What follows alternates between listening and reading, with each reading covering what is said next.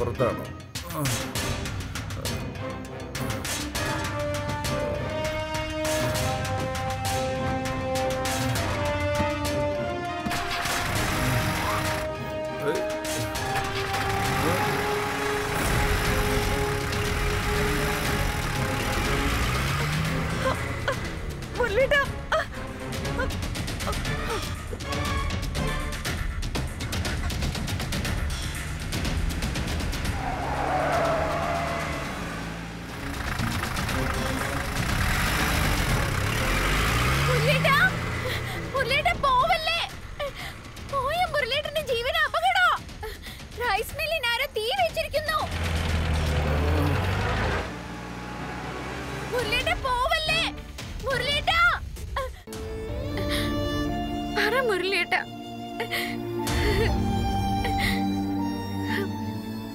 മണിക്കുട്ടി, നീ എന്താ ഇങ്ങനെ? കുട്ടികളെ പോലെ റോഡിൽ വെച്ചാണ് ഇതൊക്കെ ചോദിക്കുന്നത്? ഇങ്ങനത്തെ കാര്യങ്ങളോട് വെച്ച് പറയാൻ പറ്റുമോ? വാ, നമുക്ക് വീട്ടിൽ പോയി സംസാരിക്കാം. ഞാൻ ചോദിച്ച ചോദ്യത്തിന് മുരളിയേട്ടൻ ഇതുവരെ ഉത്തരം പറഞ്ഞില്ല. മുരളിയേട്ടൻ ശ്വേത ചേച്ചി കല്യാണം കഴിക്കാൻ പോവാണോ? ശ്വേത ചേച്ചി മുരളിയേട്ടന്റെ ജീവൻ രക്ഷിച്ചത് കൊണ്ട് ചേച്ചിയെ കല്യാണം കഴിക്കാൻ പോണേന്ന് എല്ലാരും പറയണേ, അത് സത്യമാണോ മുരളിയേട്ടൻ? എത്ര പ്രാവശ്യം പറഞ്ഞാലും മനസ്സിലാവില്ലേ? റോഡിൽ വെച്ച് ഇങ്ങനത്തെ കാര്യങ്ങൾ സംസാരിക്കാൻ പാടില്ലെന്ന് ഞാൻ എത്ര പ്രാവശ്യം പറഞ്ഞു? വീണ്ടും അവൾ അത് തന്നെ ചോദിക്കുക.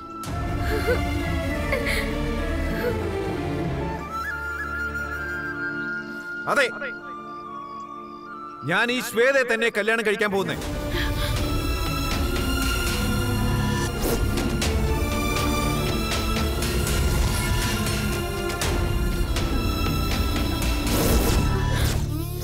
ഇപ്പോ ഇങ്ങോട്ട് വരുന്ന വഴിക്കാ മുരളിയേട്ടൻ കൺഫേം ചെയ്തത് എത്രയും പെട്ടെന്ന് എന്റെയും മുരളിയേട്ടന്റെയും കല്യാണം നടത്തണമെന്ന്.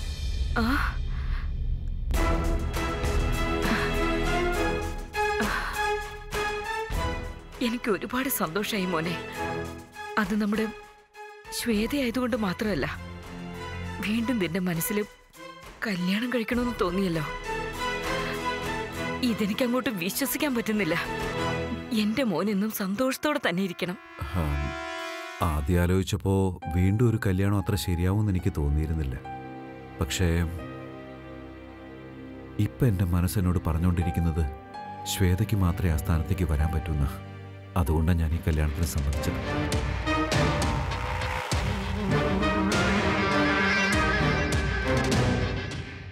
മുരളീകൃഷ്ണ, ഇന്നാണ് ചേച്ചി സമാധാനമായിട്ട് ഉറങ്ങാൻ പോകുന്നത്, ശരിയല്ലേ ചേച്ചി? ഏട്ടൻ കല്യാണത്തിന് സമ്മതിച്ച കാര്യം നേരത്തെ അറിഞ്ഞായിരുന്നെങ്കിൽ ആരതി ഒഴിഞ്ഞ് സ്വീകരിക്കുന്നതിന് പകരം ഞങ്ങളിതൊരു വലിയ ആഘോഷമാക്കി മാറ്റിയേനെ. നമ്മുടെ വീട്ടിലെ പുതുമണവാട്ടിക്ക് എന്റെ ആശംസകൾ. താങ്ക് യു ജനനി. ശരി മോനെ, നിങ്ങൾ കുറച്ചു നേരം പോയി റെസ്റ്റ് എടുക്ക്. ഞാൻ സുകുമാരനോട് കാര്യം പറഞ്ഞ് ഇങ്ങോട്ട് വരാൻ പറയാം. അവൻ വന്നു കഴിഞ്ഞ് ലളിതമായൊരു ചടങ്ങ് നടത്തി നമുക്ക് വാക്കുറപ്പിക്കാം. അത് കഴിഞ്ഞ് നിങ്ങളുടെ എൻഗേജ്മെന്റ്. മുരളി കല്യാണക്കാര്യം പറഞ്ഞപ്പോ അവന്റെ മനസ്സെങ്ങനെ മാറണമെന്ന് ഞാൻ ആഗ്രഹിച്ചോ, അതിനേക്കാൾ 100 ഇരട്ടിയായിട്ടിപ്പോ അവന്റെ മനസ്സ് മാറിക്കഴിഞ്ഞു. ഇനി ഒരിക്കലും അവന് നിന്നെ മാറ്റി നിർത്തി ചിന്തിക്കാൻ കഴിയില്ല ശ്വേതേ. 25 വർഷം കൊണ്ട് ഞാൻ കഷ്ടപ്പെട്ട് മുരളിയുടെ മനസ്സിൽ ഞാൻ വളർത്തിയെടുത്ത സ്നേഹം നീ വെറും 2 ദിവസം കൊണ്ട് നേടിയെടുത്തു.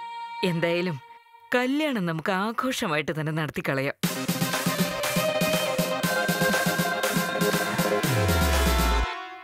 അതെ കുട്ടിമാളു, എന്നാ പിന്നെ നമുക്ക് കല്യാണത്തിന് എന്തെല്ലാം വിഭവങ്ങൾ വേണമെന്ന് ചോദിച്ചാലോ? പല്ല് സെറ്റ് മേടിക്കുന്നതിന് മുന്നേ ചിക്കൻ ഫ്രൈ ഓർഡർ ചെയ്യുന്ന പോലെ ആയിപ്പോയല്ലോ നിങ്ങളുടെ വർത്താനം. ഇപ്പൊ ഇതാണ് അവിടുത്തെ വലിയ പ്രശ്നം.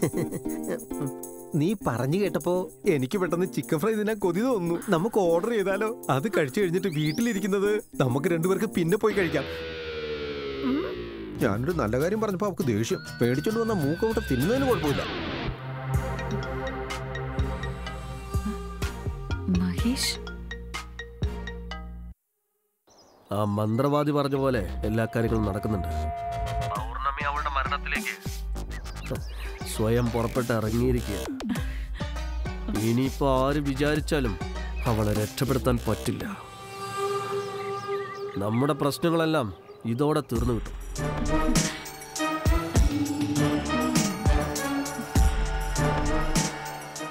എന്തു പറ്റി ശ്വേത? മഹേഷ് എന്താ പറഞ്ഞേ? ജോത്സ്യര് പറഞ്ഞത് അതേപടി സംഭവിച്ചിരിക്കുന്നു. പൗർണമി ആത്മഹത്യ ചെയ്യാൻ പോകുന്നു. ഇനി അതിന്ന് അവള് തിരിച്ചു വരില്ല. അല്ലെങ്കിൽ ഇനി അവളുടെ ജീവൻ രക്ഷിക്കാൻ ആരും വരാൻ പോകുന്നില്ല.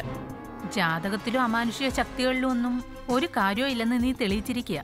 നിന്റെ ബുദ്ധിക്ക് മുന്നിൽ അതൊക്കെ തോറ്റു തൊപ്പിയിട്ടു. സത്യം പറയാലോ, നീ ആളൊരു പുലി തന്നെ. കുട്ടിമാളു, സാധാരണ വെള്ളിയാഴ്ച ആകുമ്പോഴാ പ്രേതം ഇറങ്ങി നടക്കാറ്. ഇന്ന് ഇവരുടെ കാര്യം പോക്കാ.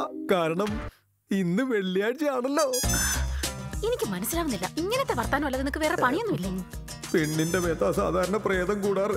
ഇനിയിപ്പൊ പ്രേതത്തിന്റെ പുറകെ നടന്ന് നടന്ന് കുട്ടിമാളിന്റെ ദേഹത്തും ആ പ്രേതം കൂടിക്കാണുമോ? അവളുടെ മുഖത്തേക്ക് നോക്കുമ്പോ പേടിയാവുന്നു. മുരളി മോനെ, മുരളി മോനെ, മോനെ മുരളി മോനെ, നീ എവിടെയാ? ദേ നോക്ക്, ഉറങ്ങുന്നവന് വെറുതെ ശല്യപ്പെടുത്തരുത്. അവൻ കിടന്നിട്ട് കുറെ നേരമായി.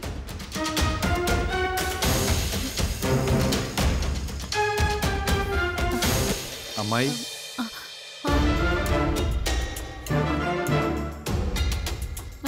ഞാൻ അങ്ങോട്ട് വരാം.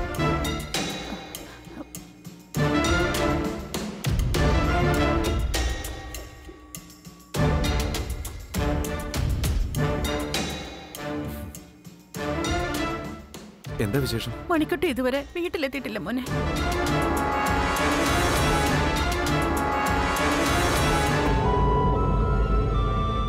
ഇതുവരെ ഒരു ഫോൺ പോലും ചെയ്തിട്ടില്ല. അതാ ഒന്ന് ചോദിച്ചിട്ട് പോവാന്ന് കരുതി.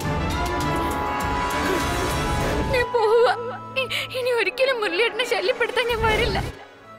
മണിക്കുട്ടീനെ ഞാൻ ഇന്ന് രാവിലെ കൂടി ഇവളെ ഹോസ്പിറ്റലിൽ നിന്ന് ഡിസ്ചാർജ് ചെയ്ത് വീട്ടിലേക്ക് വരുന്ന വഴി കണ്ടതാണല്ലോ.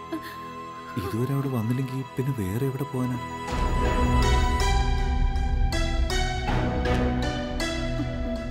കാലത്തെ സംഭവം അറിഞ്ഞത് നിന്നെ ശ്വേതയും കാണാൻ വേണ്ടി ആശുപത്രിയിലേക്ക് പോവാന്ന് പറഞ്ഞ് വീട്ടിൽ നിന്ന് ഇറങ്ങിയതാ. ഇതുവരെ എന്റെ മോള് വീട്ടിൽ തിരിച്ചെത്തിയിട്ടില്ല മുരളി. അവൾ എവിടെയും പോയി കാണില്ല. നിങ്ങൾ വിഷമിക്കാതിരിക്കെ. ഇവിടെയും വീട്ടിലെ ടെൻഷൻസ് കാരണം ഒന്ന് വിളിച്ച് ചോദിക്കാനും പറ്റിയില്ല.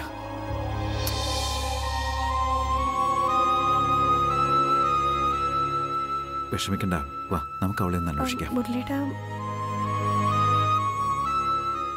ഞാൻ പേടിച്ചതുപോലെ സംഭവിച്ചേ. ഇത്രയും സമയമായിട്ട് മണിക്കുട്ടി വീട്ടിൽ ചെന്നില്ല എന്ന് വെച്ചാ.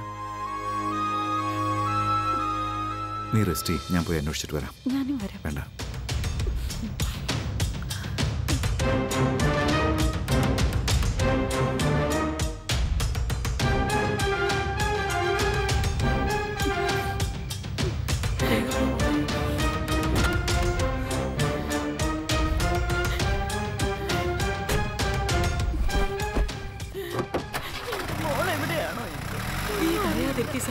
ഒന്നും പറ്റിട്ടില്ല.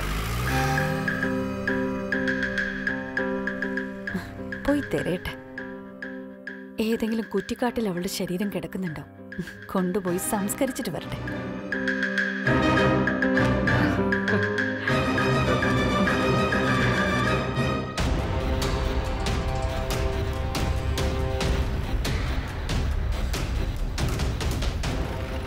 മുരളി, ഒന്ന് നിൽക്കുമോനെ. എന്താ ശാരദ, എന്താ ഈ അസമയത്ത്? പൗർണമി ഏട്ടന്റെ അവിടെ ഉണ്ടാവുന്ന കരുതിയാ ഞാൻ മിണ്ടാതിരുന്നത്. പക്ഷെ അവൾ അവിടെ ഇല്ലാന്നറിഞ്ഞപ്പോ എനിക്ക് പേടിയാവുന്നു. അവളെവിടെ ഒന്ന് നോക്കാൻ പോവായിട്ട്. ഇന്ന് രാവിലെ ഞാൻ ചോദിച്ചപ്പോ കൂട്ടുകാരിയെ കാണാൻ പോവാണെന്ന് അവൾ എന്നോട് പറഞ്ഞത്. ഇവളിങ്ങനൊക്കെ തുടങ്ങിയ നമ്മൾ എന്ത് ചെയ്യും ശാരദ? എടാ മോനെ മുരളി, മണിക്കുട്ടി നിന്നെ കാണാൻ വന്നില്ലായിരുന്നു? വന്നായിരുന്നച്ചാ, വന്നിട്ട് ഉടനെ പോവുകയും ചെയ്തു. ഇനിയും അതിനെപ്പറ്റി പറഞ്ഞിട്ട് എന്താ കാര്യം? അച്ഛനും കൂടെ വണ്ടി കയറ്, നമുക്ക് പോയി അന്വേഷിക്കാം. ശരി മോനെ.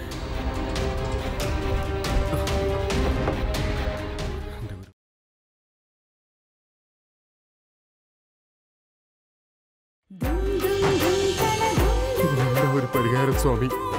എത്ര ചെറിയ കുട്ടിയാണെങ്കിലും ചില സമയത്ത് താഴെ വീണുപോയാൽ താനെ എഴുന്നേറ്റ് വരട്ടെ എന്ന് നമ്മളും ചിന്തിക്കാറില്ലേ? അതുപോലെ തന്നെയാണ് ഇതും. ആ കുട്ടിക്ക് ചിലപ്പോൾ ഒരു തിരിച്ചറിവുണ്ടാകുന്ന സമയമായിരിക്കും ഇത്. ചേട്ടാ ചേട്ടാ, ആ സന്തോഷിനെ കണ്ടുപിടിച്ചു. എവിടെ? അവനിവിടെ അടുത്ത ഗ്രാമത്തിലുണ്ട്. വാ ഏട്ടാ, ഞാൻ വീട് കാണിച്ചില്ല. ഇപ്പൊ ചെന്നാ പിടിക്കാൻ പറ്റും. വണ്ടി കയറി സ്റ്റേഷനിലേക്ക് വിളിക്കാൻ നോക്ക്. ഇവളുടെ മയക്കം എപ്പോ തെളിയും? ബോധം തെളിയാനുള്ള നേരം ആയിട്ടുണ്ട്.